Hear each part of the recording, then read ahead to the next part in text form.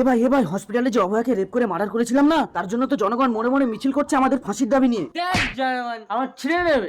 এই তোমরা যত সব ভুল কাজ করবে আর আমাকে সামলাতে হবে না, রাখো দেখছি। কিন্তু ম্যাডাম পোস্টমর্টম রিপোর্ট। তুমি কি প্রমোশন চাও না অফিসার? ঠিক আছে ম্যাডাম, তাহলে এই রেপ কেসের ফাইলটা পুরো ক্লোজ করে দিচ্ছি।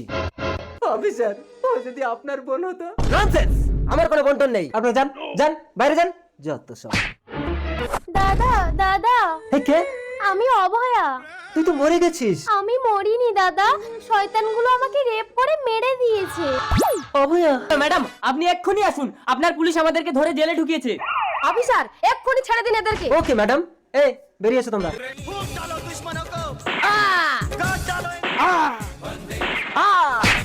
এইভাবে আমরা যদি সকলেই সচেতন হই তাহলে আর কোনো অভয়াকে এভাবে মরতে হবে না। পুলিশ মানেই ন্যায় যোদ্ধা, অন্যায়ের কাছে কখনোই পরাজয় স্বীকার করবো না।